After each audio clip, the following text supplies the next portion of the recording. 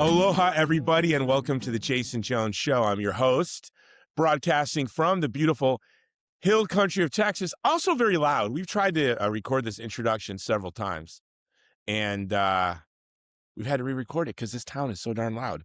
But if there was one person in the world that I could interview today on the conflict with Iran, because there is no war with Iran. It's a conflict. I believe we're calling it a military conflict with Iran. It would be our guest. Our guest is Dr. Peter Galbraith. He began he's a career civil servant.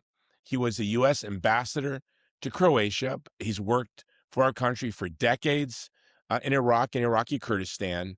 And he wrote in 2008 a very powerful and influential book called Unintended Consequences on the War in Iraq and how the United States achieved none of its objectives. In fact, as the director of national intelligence, Tulsi Gabbard, always talks about how these regime change wars have been counterproductive.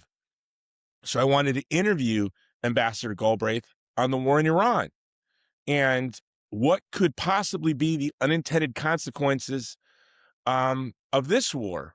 And will this war benefit the United States? What are the objectives of the United States?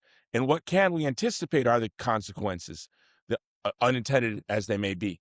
So it's a powerful interview. I want you to, the beginning, I ask him a personal question about a mutual friend of ours, and I ask him about his role in reuniting Yazidi women who were slaves of ISIS with their babies. It's a really heroic story that the world doesn't know much about. And so I had the opportunity to ask him about it and share with you. So listen to that. It's hard to listen to because it's about genocide and war.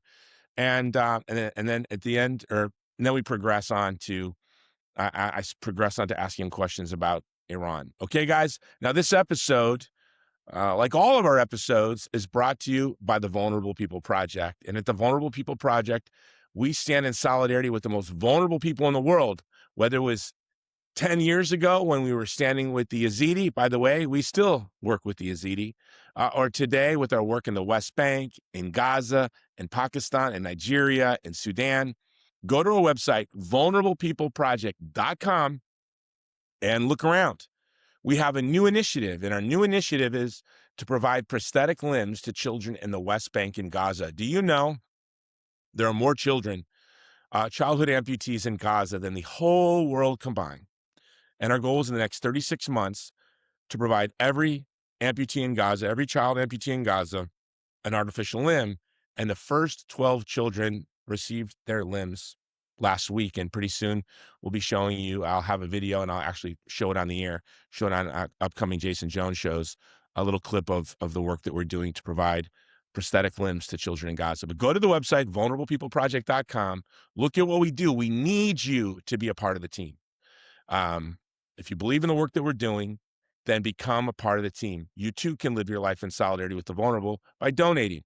Give your very best one-time gift, or you can become a monthly donor. Monthly donors are who allow us to make the budget so we can grow our programs. But either way, become a part of the team, vulnerablepeopleproject.com.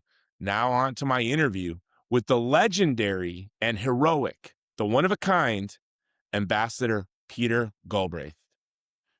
Ambassador Galbraith, welcome to the Jason Jones Show. Good to be with you. You know, we met, you probably don't remember, we met in Iraqi Kurdistan, I think in Erbil, maybe about 10 years ago. And I forget, it was either a journalist that introduced us, but I think it may have been the Kurdish human rights activist and doctor, Nahum Ghaffari. And yes. She was a great hero who, as you know, passed away of COVID while trying to reunite Yazidi children with their families, with their mothers. Well, I I know the story inside out because I was the one who reunited the children, and You were the one who reunited the children. Mom Yes, was you the were. one who got the mothers. So we collaborated, and I it was she was a extraordinary person, and I know exactly where she got the COVID, and it was. right at the just after the vaccines came available. Um, and I had gotten vaccinated. And I first shot, I think, January 15th, the sec February 1st, and then 2 weeks later, I was on my way to Erbil. It was an extraordinary time to travel. And she had was there. She hadn't been vaccinated, and there were six other internationals, three journalists.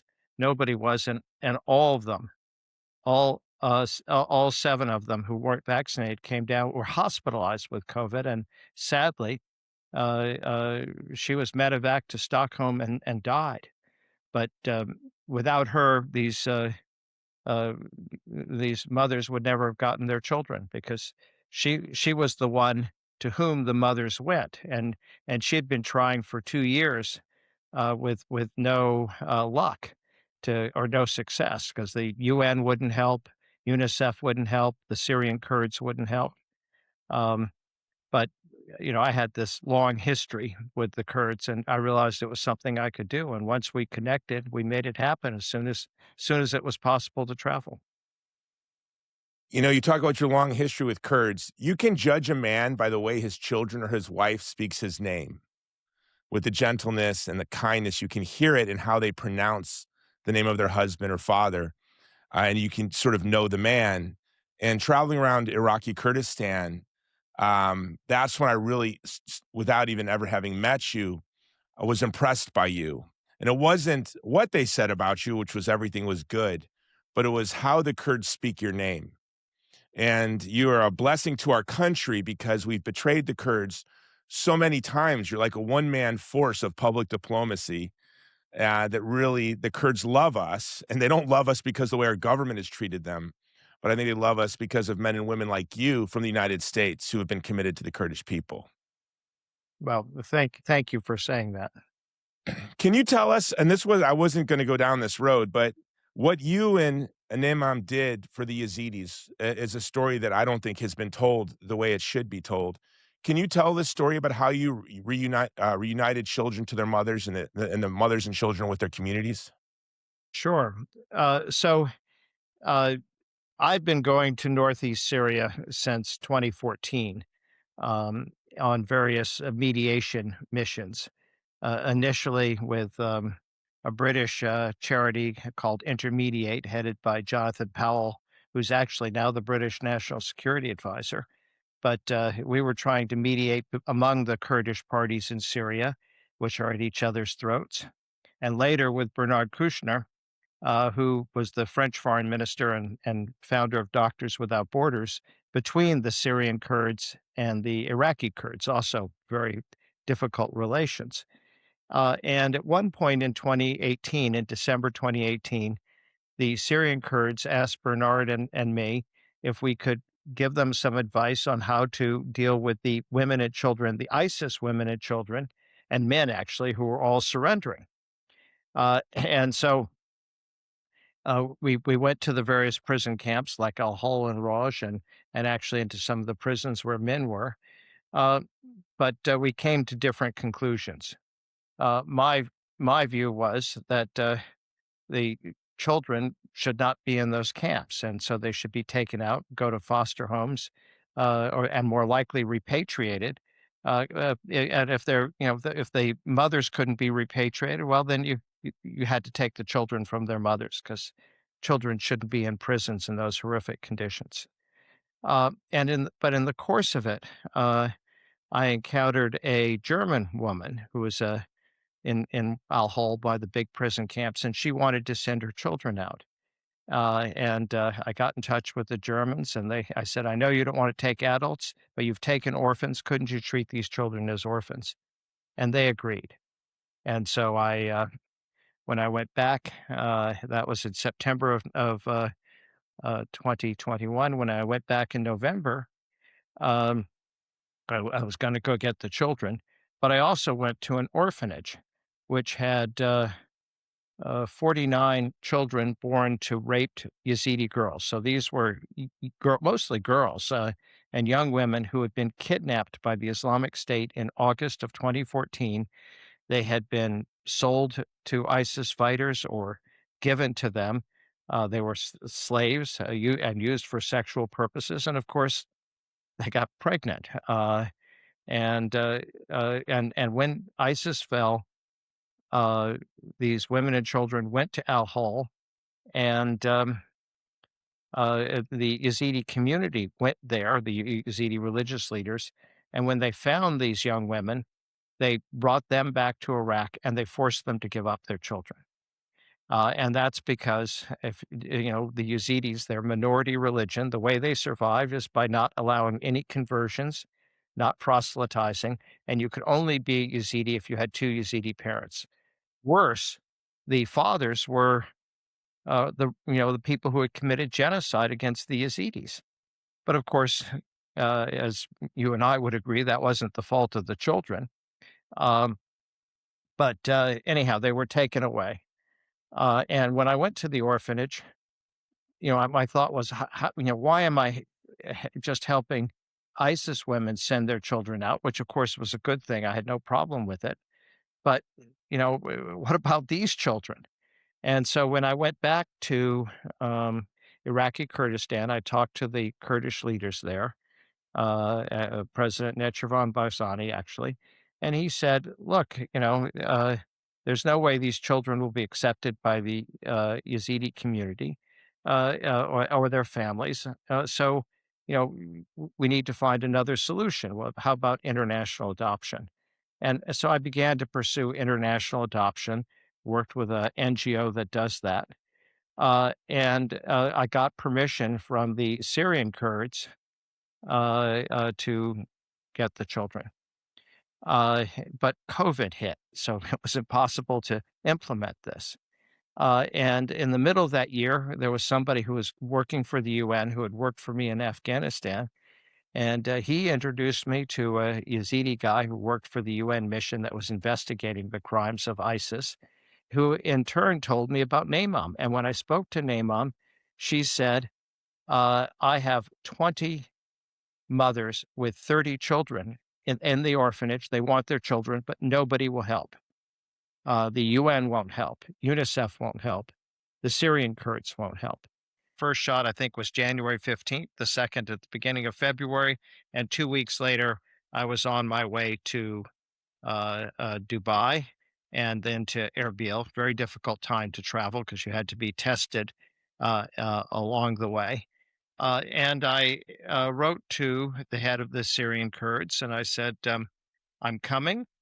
Um, I want to, uh, uh, we can resume the mediation work.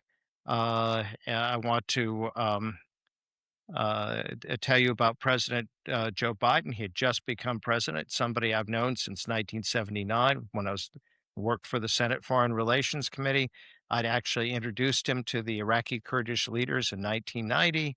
And I want to come and get the children as we had discussed. And he wrote me back and he said, really looking forward to seeing you again. Want to hear all about President Biden. And unfortunately, there are human rights and legal issues with letting you have the children. So I wrote back and said, that's not a problem. I'll bring the mothers. There can't be a legal or human rights issue with letting the mothers have their own children. And he wrote back and said, would you come and talk? So I uh, actually, first I met with Naimam and the mothers in Zakho, up where Syria and Turkey meet, and to describe to the mothers what was likely to happen. And one of them, of these mothers, was coughing away, and I think actually she had COVID. But well, I didn't know, but So you knew. in retrospect, this is I think what happened.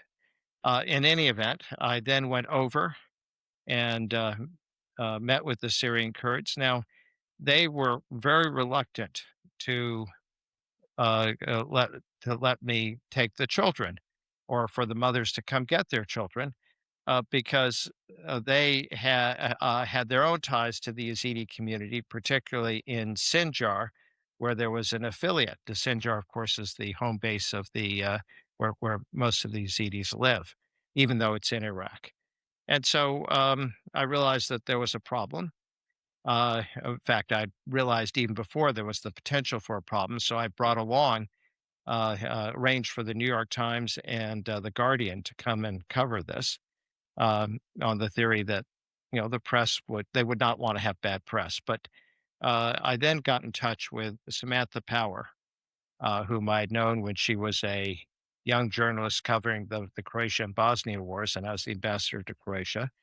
And she had written her book on genocide actually covered the Kurdish genocide. And she was designated to be the administrator for AID. So I wrote her, I described the situation, and I got back an email in about 15 seconds. And she said, what can we do to help? I'll get Tony, referring to Tony Blinken, the new Secretary of State, to weigh in. So the very first call that the leader of the Syrian Kurds got from the new president of the United States or from the White House was, please do what Ambassador Galbraith is asking you to do. And so, no matter how long the discussions went, it was like having a hand with four aces. And in the end, they agreed. Um, and so for the first round, there were 9 mothers with 12 children. Because a number of the mothers, in order to come and get their children, they would have to break with their families. And, these were young women who had been held as, slaves for 5 years. They, all the brutality of ISIS, but then they were also on the receiving end of the coalition bombing campaign and the Kurdish military assault. So, and again, I want to emphasize how young some of them were. I mean, one of them was 10 years old when she was kidnapped. Raped at uh, Raped, an age Ambassador, you 13. put it that way. Yes. She's being raped, ripped from her family, pregnant, and then she's on Yeah, the other end of the and coalition she has a bombing baby. campaign, which is Well, hell. yeah. So, for And she these has a young baby. women to be able to leave their families, um, to come get their children, it was a big thing because once they left, they could never go back. And Naimam had a very clever way of getting them away from their families. She told them well, the Pope was coming to Iraq, and he was going to be in Baghdad, and he was going to be in Erbil. So she told them that the Pope wanted to bless their daughters, and so they agreed. But as I said, it was only 9 mothers, not 20, because many of these mothers were not prepared to leave their families with no guarantee of success, and they've been trying to get their children and for 2 years, and just nobody would help and no guarantee of success. They had no reason to think that I would be successful. um, but so these young women were prepared to risk everything to come and get their children. uh, and so I was on the Syrian side of the border, having been talking to the And you and then mom were willing to risk everything She too. did. And then mom, Dr. I Nimam have to gave say everything. I didn't So risk very much. Just some time and some air tickets. I was your actually health, vaccinated. Um, and those vaccines worked perfectly for me. I didn't get sick at all. Um, so that for me, this was simply using some of the capital I built up over 40 years of my association with the Kurds. Um, Naimam, devoted much more time to this, and it ultimately and it cost her her life. But anyhow, so Naimam and the mothers were on the Iraqi side of the border. I was on the Syrian side of the border. The Kurds brought the children with their caregivers there. I took pictures then of all the children and sent them by WhatsApp to Naimam because these mothers hadn't seen their children in 2 years, and some of them, their children had been I think the youngest was just a few weeks old when the child was taken away. So they were all figuring out whose yeah. child was whose, and the Kurds. The orphanage had put them That's into, it was cold. They challenging. put them into puffy jackets of different colors. So the children were kind of color coded. And so then I went back to the Iraqi side. I got the mothers. They wouldn't allow the journalists to come. They wouldn't allow Naimam to come. So they waited on the Iraqi side. I took the mothers to the Syrian side. And then, one of the most emotional scenes of my life, as these mothers came rushing into the rooms where the children were, and quickly figuring out where their children were, and just started to hug them and cry and wail. And the children had no idea who these women were. They'd been told by the orphanage, at least the little older ones, your mother's coming, but that didn't mean anything to them. And so you had the mothers crying, you had the children crying, and then you had the ladies from the orphanage who had been taking care of them for crying. It was really, it Crying. was You got really me crying, Ambassador Galbraith. I can't emotional. imagine. I can't imagine being there and all of the hard work. So, and I want to talk about Iran. That's why I have you here. And this actually leads well Let me into just Iran, by tell the you way. just But a very I want to briefly tell the you, sequel. So, pardon of me. course, I had to sign for all these kids, and then we had to take them to Iraq and Kurdistan, and we had to put them in a safe house because they were in mortal danger from their own families and their own communities, and then we had to settle them abroad. Uh, I will now say, Did you get threats? The mom had you death mentioned threats. Lincoln. I Did you got get some threats nasty as comments well? on my Facebook page from some people, Yazidis in Lincoln, but no, I didn't have any death threats.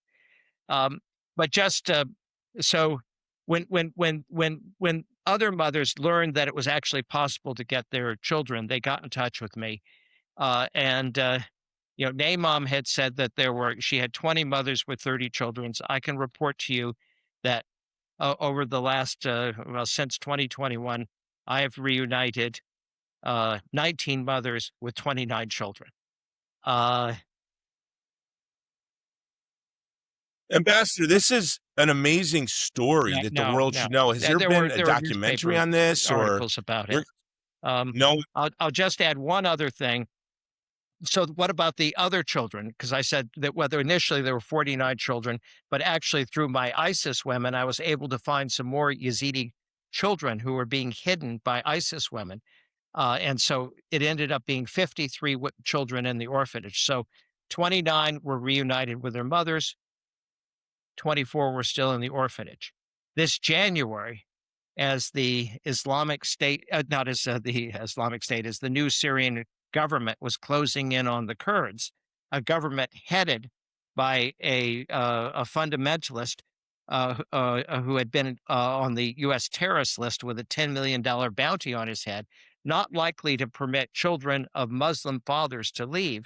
And so I was in desperate communication both with the Syrian Kurds and with the Iraqi Kurds to get these children out before the Syrian government took the border and would prohibit their exit. And in January, the remaining 24 children left Syria, and they are now in Iraqi Kurdistan. January 2026. This January or last January? So all the children in the orphanage wow. are either 29 of them are with their mothers, and another 24 are in the orphanage. And because they're in Iraqi Kurdistan, I think a few more mothers might be able to get their children. But if not, they're going to grow up in a much more secure place. Praise God. Well, when I was with Nimam in Iraq in 2015 and 2016, I'm from Hawaii and I'm Catholic, so I gave her a Saint Damien and a Mother Mary Ann Cope prayer cards.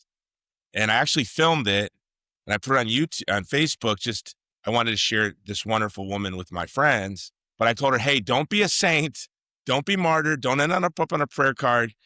And to think, as the doctor, Saint Damien of Molokai and Mother Mary Ann Cope cared for patients with leprosy, as they call it in Hawaii, or Hansen's disease now in the rest of the world. But she was a hero like Saint Damien or Mother Mary Ann Cope. And in the end, she gave her life in service, and she was so grateful to you, and she adored you, and she looked up to you.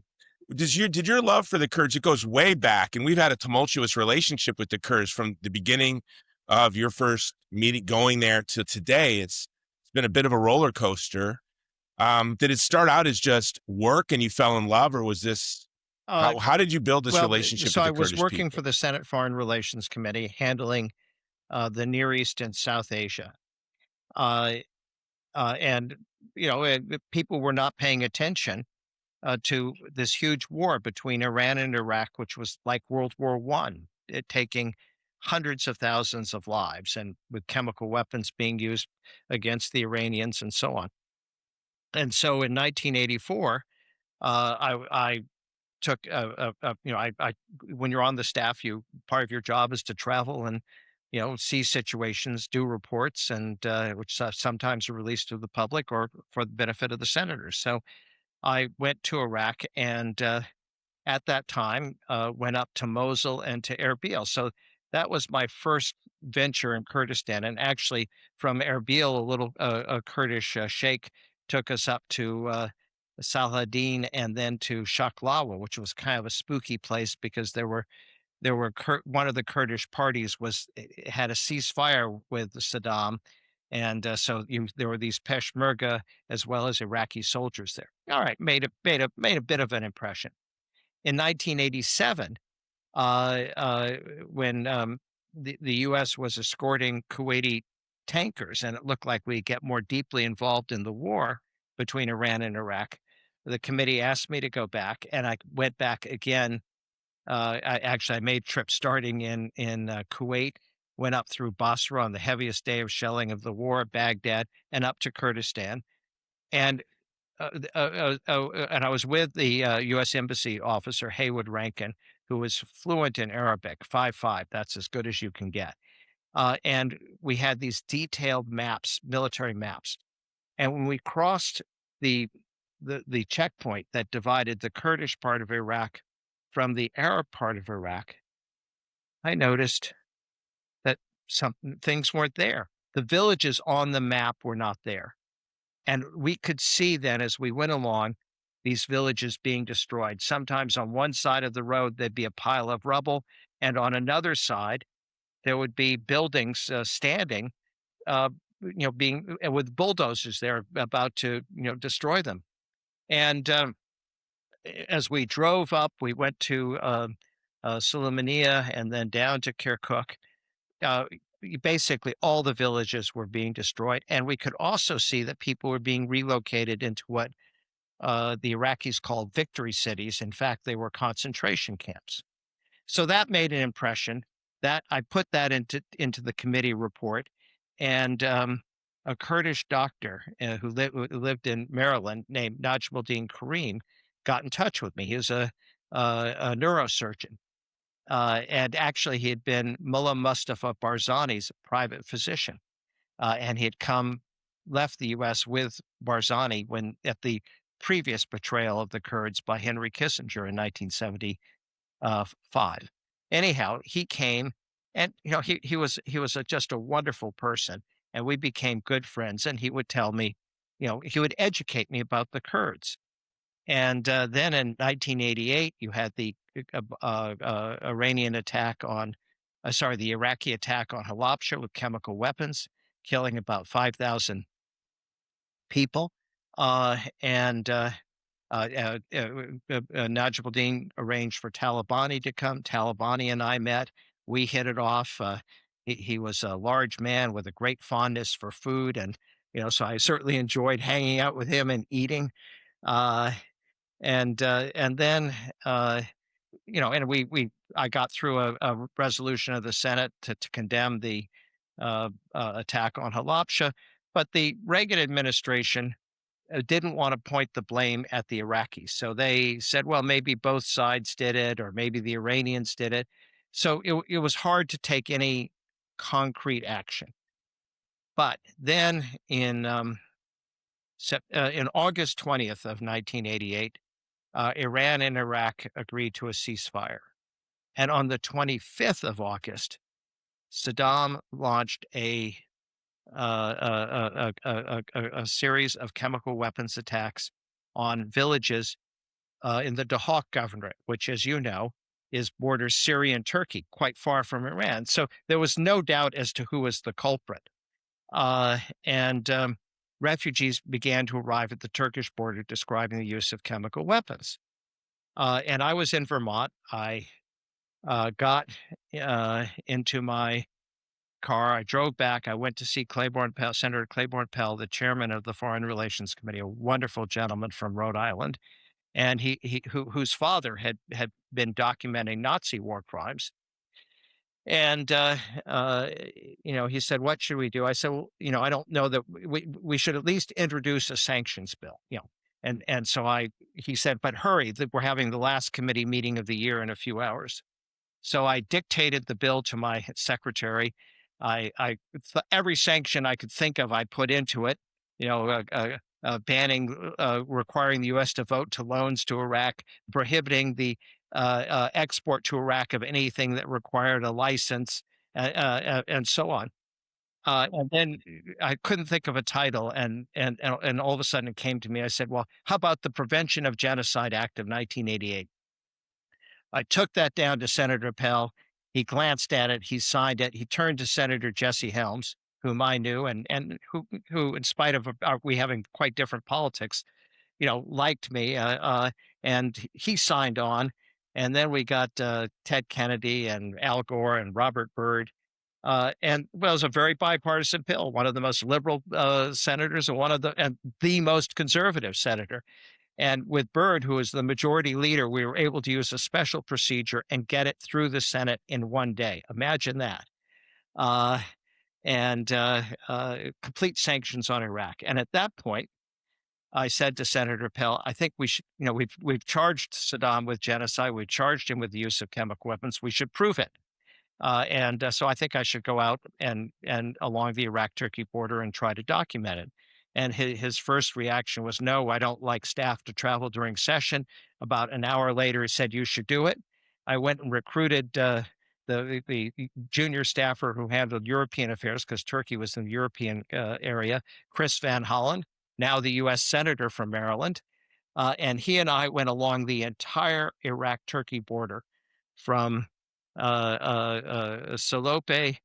to Yusekovo. One night we ended up sleeping right in the mountains underneath Kurdish grape leaf cover area on homemade carpets. Eating, there were beekeepers eating honey and bread because that's all they had. And but what we discovered, we were looking for concrete evidence, but we didn't find anybody who had been killed, but everybody was an eyewitness, and so we could, we children would describe what happened to their village, women would describe, men would describe, and we also, this is before internet, before cell phones, so these people had fled to different places in Turkey. There was no way they could communicate with each other. So, we could compare the accounts from the same village with people in different areas. And again, we had these detailed maps. So there was no question but that Saddam had used chemical weapons against defenseless villagers. So we wrote up our report on the plane on the way back, and unfortunately, it was opposed by the Reagan administration, who said they agreed that Saddam had used chemical weapons, but they said it was, even cutting off U.S. aid to Iraq was too extreme a response then. The irony is that 15 years later, those same people, Colin Powell, Dick Cheney, Paul Wolfowitz, would say that because Saddam had used chemical weapons in 1988, we should now go to war in 2003. When in 1988 they themselves had opposed cutting off. Well, it said we have to go to war in Iran for 1981. So I want to, but I want to go, or 1979. I want to warp speed ahead, because I know I don't have you for too long, but this is sort of the point. I'm glad we talked about all of this. You wrote a book in 2008, which was pretty early to publish a book with this title, Unintended Consequences, on how the war in Iraq it undermined all of its stated objectives. And I run an organization, the Vulnerable People Project. We serve vulnerable ethnic and religious minorities facing genocide and ethnic cleansing. So beyond, and I think our interests as a country are in having the rule of law and having treating our partners as equals and finding shared goals and not instrumentalizing all of our quote allies for our own interests, thoughtless to their future. So not only did the war in Iraq undermine our own stated objectives and interests, but it devastated those people that we said we cared so much about because Saddam. So the communities that we said we were worried about because Saddam, we had to liberate these people. They suffered genocide. Then in the wake of our war, I think most of the Christians were ethnic or ecclesia cleansed before the Bush administration was over, which is when your book came out. I don't think it was until I think the Our Lady of Deliverance church bombing from IS was October 31st, 2009 or 10. I don't remember. And that's sort of when the world woke up to this is going to be hell on earth for these people. But in 2008, you already knew this was over, that we will not achieve our objectives. Well, how was that book received at the time? It actually got very good reviews. I think, a lot of people recognized. The basic argument of the book was that here was a war that was launched to eliminate weapons of mass destruction that didn't exist, and to um, well, that's right. So we did it. Mission accomplished. That's exactly we eliminated right. what didn't exist. What was it really worth $5 trillion and thousands of America dead and hundreds of thousands of Iraqis killed or injured to eliminate weapons of mass destruction that actually didn't exist? But beyond that, and I actually think that was always a cover. I think the real goal was a belief that if they got rid of Saddam, Iraq could. The Iraqis were kind of the Germans of the Middle East. You get rid of their Hitler, they will be a modern nation, and a democratic Iraq will lead a revolution through the broader Middle East. That was the Bush You're more argument. hopeful than me, Ambassador. My book said believe that was nonsense. My argument was that the goal was they didn't realize that there are no such people as Iraqis. They're the Kurds. I have a 40-year history with the Kurds. I literally never met a Kurd who said that he would prefer to be an Iraqi to having an independent Kurdistan, and that includes all 4 Kurds who were president of Iraq since 2003, all of whom were my friends. So the Kurds never thought of themselves as Iraqis. Now the Sunnis and Shias did, but they had no common vision. And in fact, one of the unintended consequences of the war was to put in power Iran's closest allies in the world. One of the parties that came to power as a result of the 2003 invasion is called the Supreme Council for the Islamic Revolution in Iraq. Now, that name kind of gives you a clue as to what their agenda is, and it isn't like the Republican Party or the Democratic Party. And it was founded in Tehran in 1982. The other was Dawa, which the Iranians had. And it would be fair to say, in a response to that, was a radicalization of the Sunnis with the rise of ISIS and the influence of Al Qaeda. What you correctly described is the assault on the minorities. Now, the Christians had the advantage of being able to leave. It's always been much easier for the Christians to leave and resettle in the West than it is for the minorities, for some of the other minorities like the Yazidis.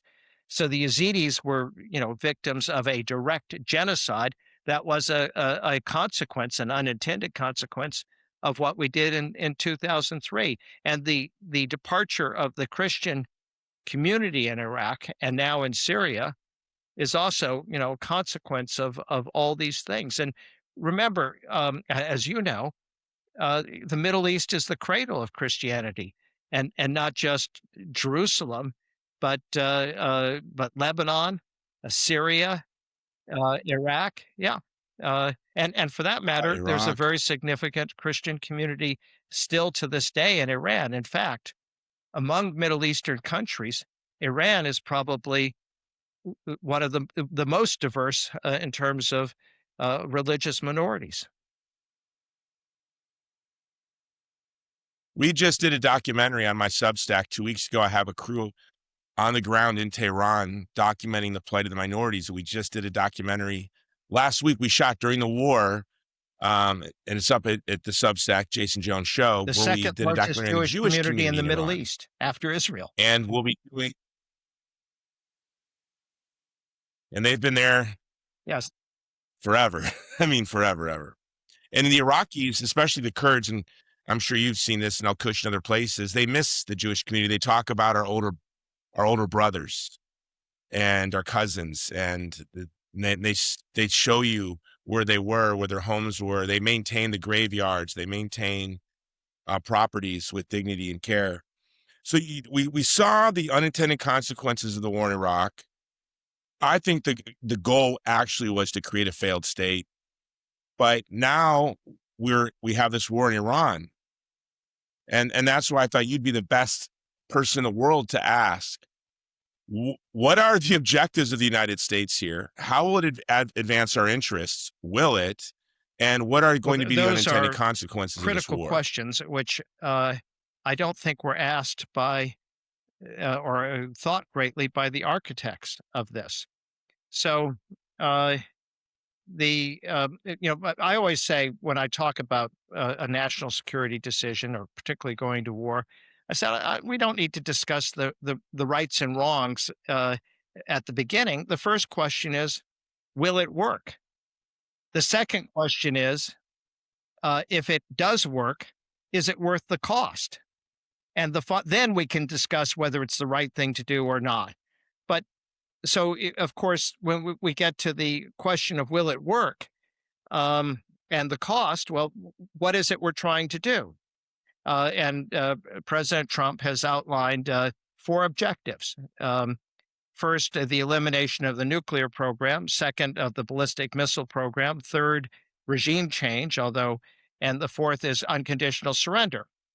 We'll take them one by one. The nuclear program, he said in June, was totally obliterated. And then in March, he says they were a week away from getting the bomb. I mean, it's a little unclear which it is. I think. I don't mean to interrupt you, Ambassador Galbraith, but ODNI, Tulsi Gabbard, the Director of National Intelligence, Tulsi Gabbard, gave a report in the spring that said there was no nuclear program. They're not on the brink of having a nuclear weapon.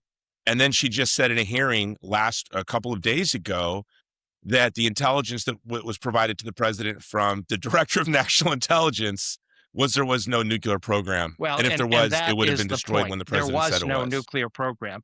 So, of course, if the goal of the operation is to prevent Iran from having a nuclear program, it's going to be successful in exactly the same way as George Bush's war to eliminate weapons of mass destruction in Iraq was successful, because they aren't there.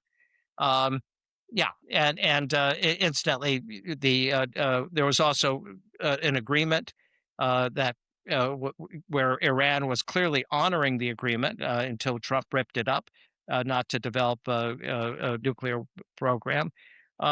So I think we could say that there's no nuclear rationale for this. There's no ballistic missile rationale for it.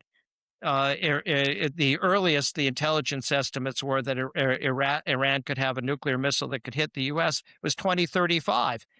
And if you have a missile without any nuclear program, what are you going to do? I mean, it's not going to be terribly useful.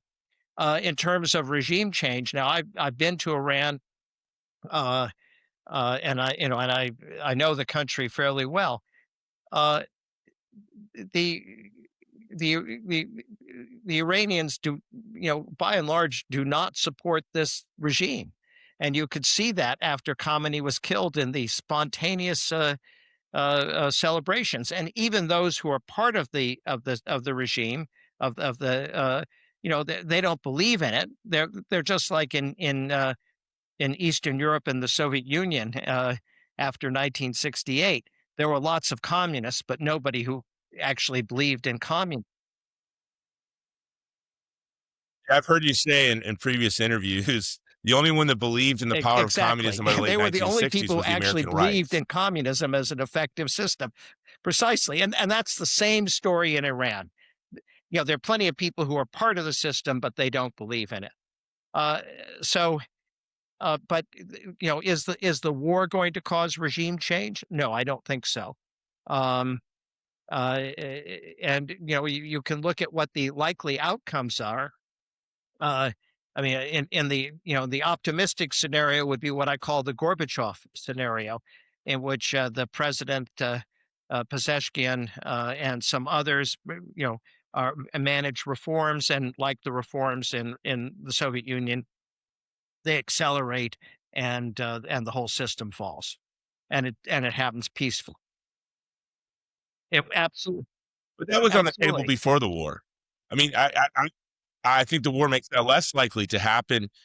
Um, Iran's a country I'm not allowed in, nor China, that I would really like to go to. I love Persian culture. I love the Iranian people. I've produced two films in Iran already, um, and it's sorrowful that I think this war is going to make reform or I regime you change know less yeah, likely. I hope I I hope hope you're I'm wrong wrong. too, but I I was can understand the thought there. It's certainly not a strategy to do it. Now, what's possible is, once the war is over and people start to account, that then the public anger can be there, and you could have change.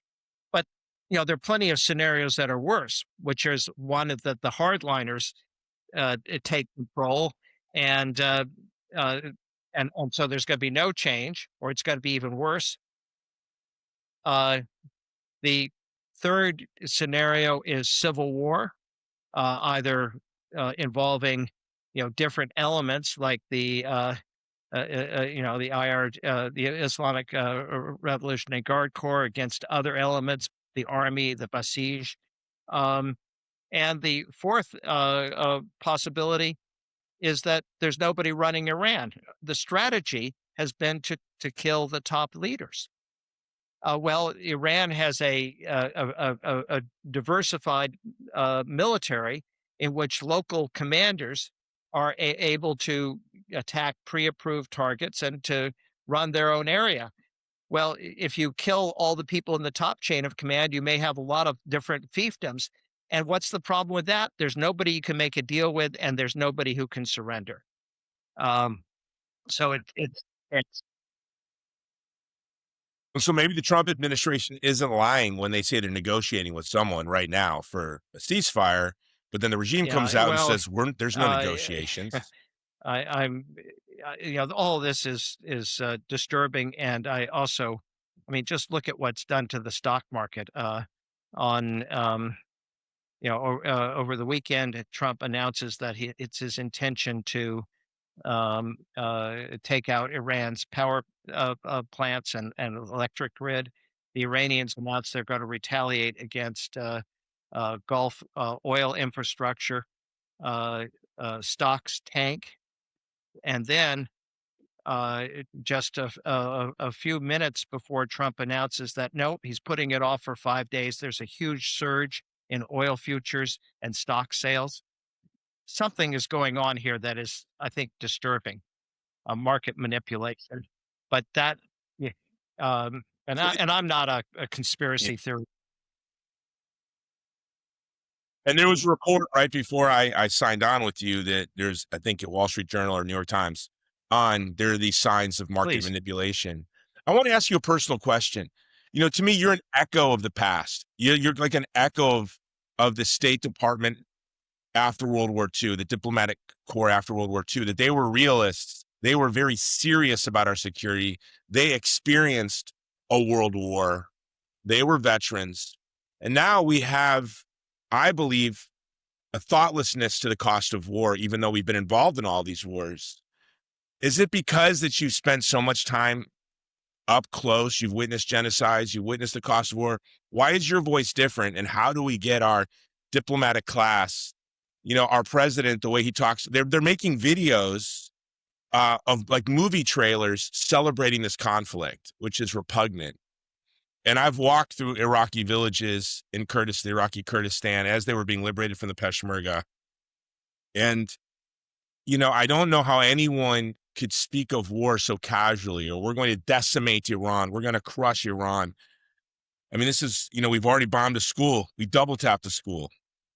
And yet the rhetoric is only intensified. Where does your grounding come from, and how do we instill this in, young people that are looking to work at the Well, State I think Department or it's want not careers in necessarily diplomacy? the young Foreign Service officers who are professionals. It is the enthusiasm from people who, most of whom have never, been close to war and look at it remotely. I mean, basically, my entire career has been either involved in places where there are wars or post-conflict zones, and it's horrific. Every scene that you describe, I've witnessed. I've seen people die before my eyes, and so you know the horror of it. But also, as an instrument of policy, it very often doesn't work.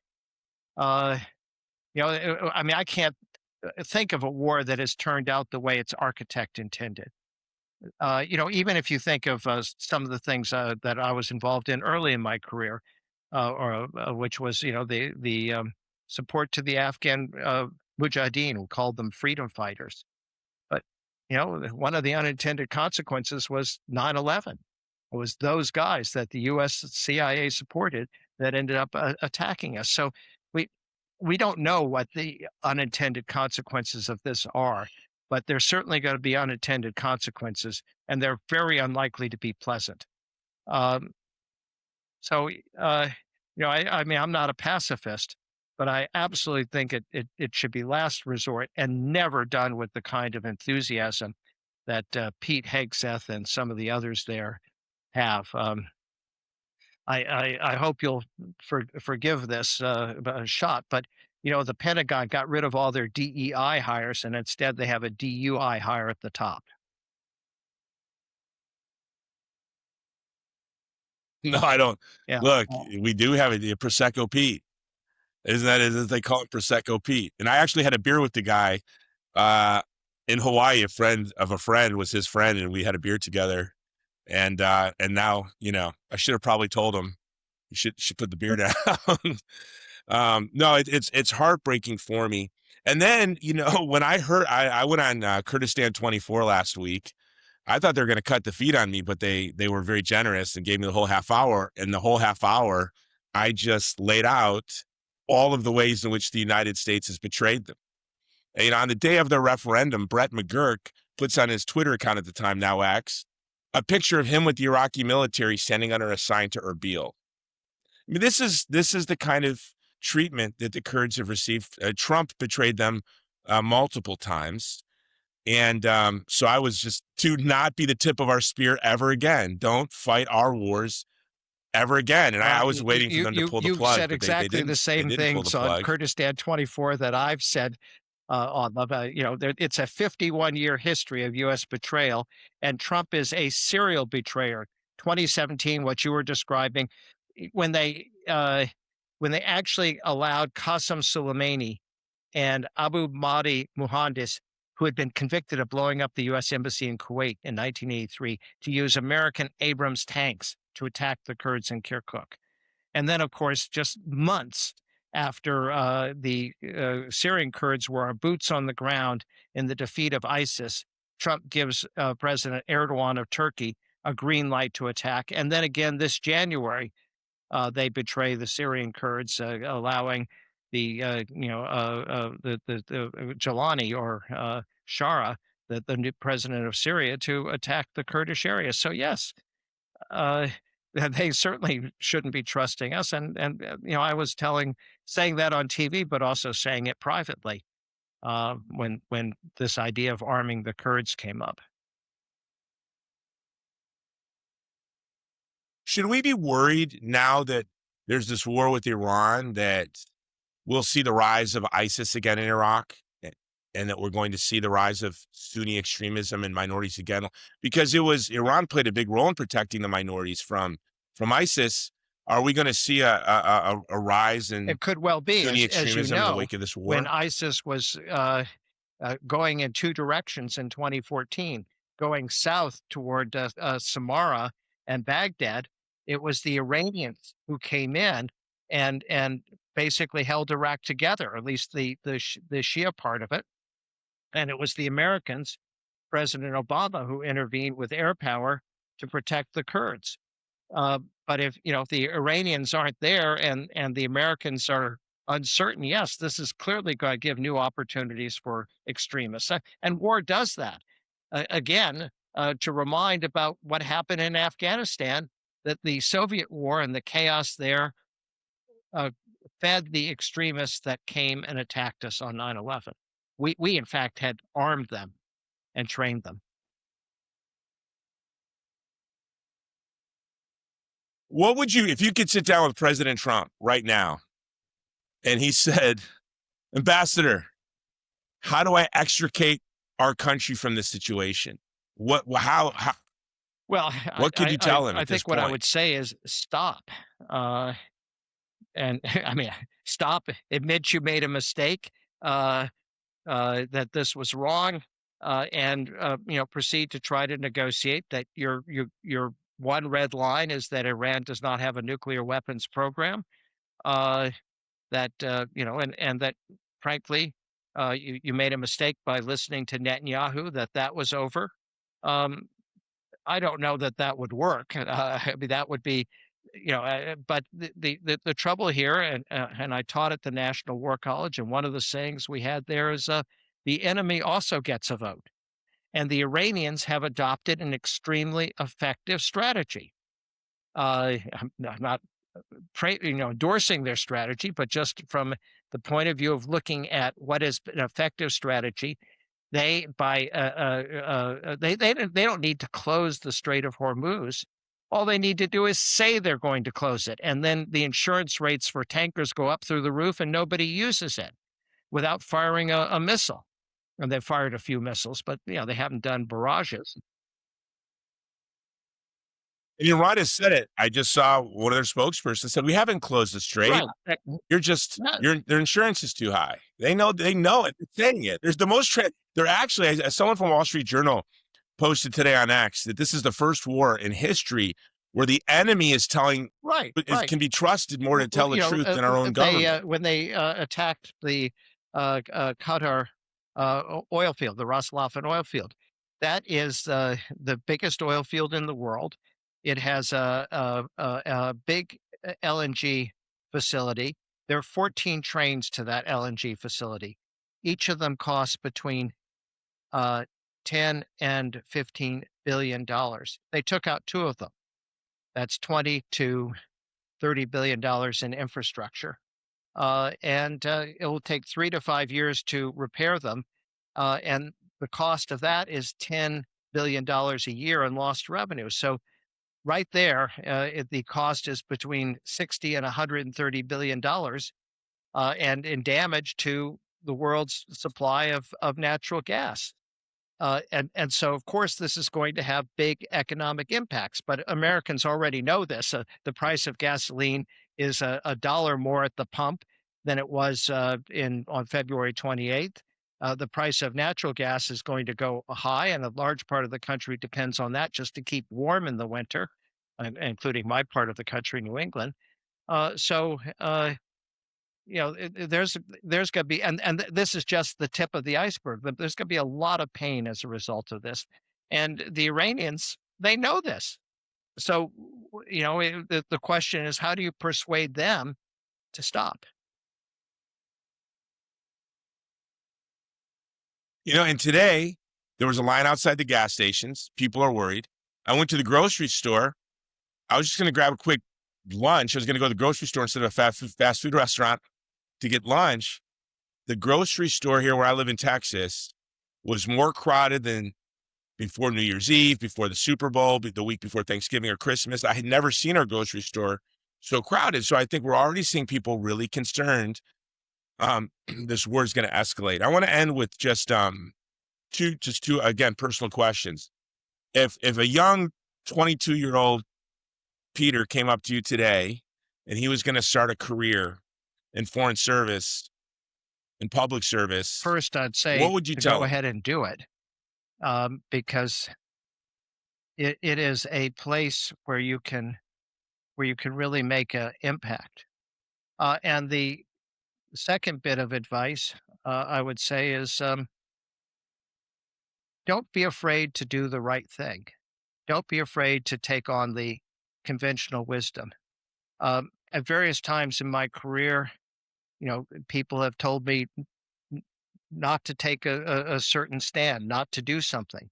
Um, when I went into Iraqi Kurdistan during the uprising and then spoke about it, there were people, oh, you'll get fired for doing that. In fact, it turned out that doing the right thing actually was good for my career.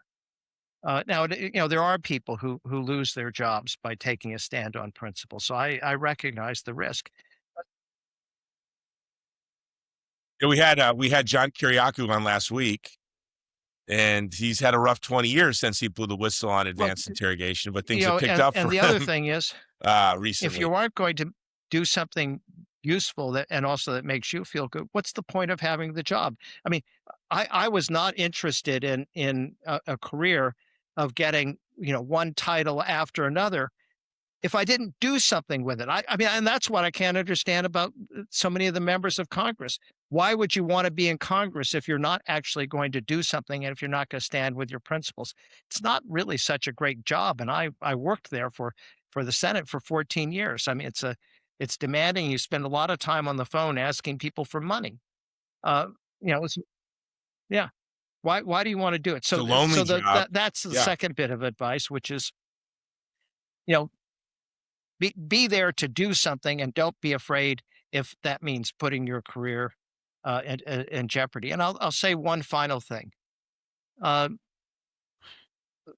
some things are their own rewards. As you might imagine, these young Yazidi women, the 19 mothers for whom I've gotten their children, we see them, my wife and I, and whenever we see them, they're always thanking me. And you know what I say? I say, I'm the one who should be thanking you because this didn't cost me hardly anything. It cost me some time, of the cost of a few air tickets, and I feel so good about myself. I mean, this experience really I'm the selfish one. I could do this and you have your children. I know that's a big deal for you, but really it made me feel good about myself. And I think that's part of, a career in government is to be able to do things that make you feel good about yourself. And that isn't just what title you got. It's what you actually did.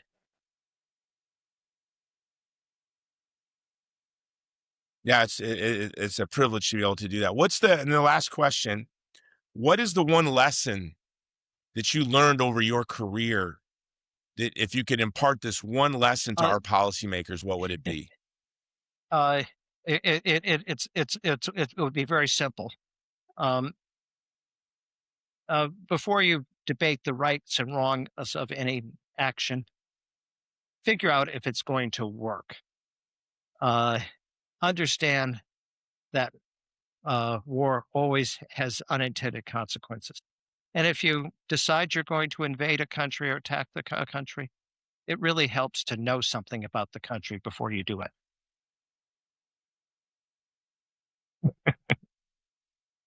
Yeah, it's shocking, right?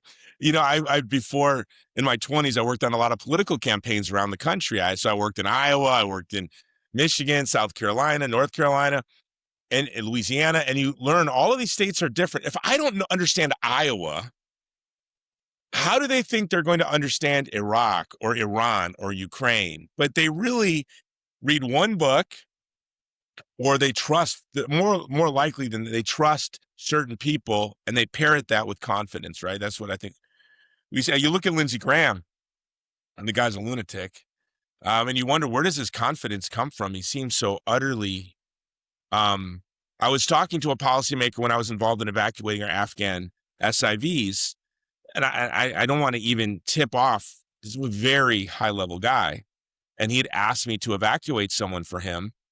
And I had asked, are they Hazara? Are they Pashtun? Are they, what are, Tajik? It had to do with how and where we would move them. And he said, no, they're Afghan. And I said, okay, I know. This guy, he worked that country and he didn't understand what I was saying. And I really couldn't believe it. I just couldn't believe it. And I thought, how can you have responsibilities in this country and not understand the basic minority communities and their leaders and their interests and how they collide and it was startling to me. So know something about the people in Iraq, the place the might help. Bush administration assumed it was a country inhabited by Iraqis. In Afghanistan, everybody and of course that's where my last diplomatic assignment. They assume that the people there are Afghans. As you know, the word Afghan is actually another word for the Pashtuns. But they're the Tajiks, the Hazaras, the Uzbeks. And if you don't understand that, you don't understand the country. And in fact, the mistake that we made in Afghanistan was to create a highly centralized constitution and then try to implement it in what is arguably the most diverse country, both geographically and ethnically. And it, of course, was never going to work.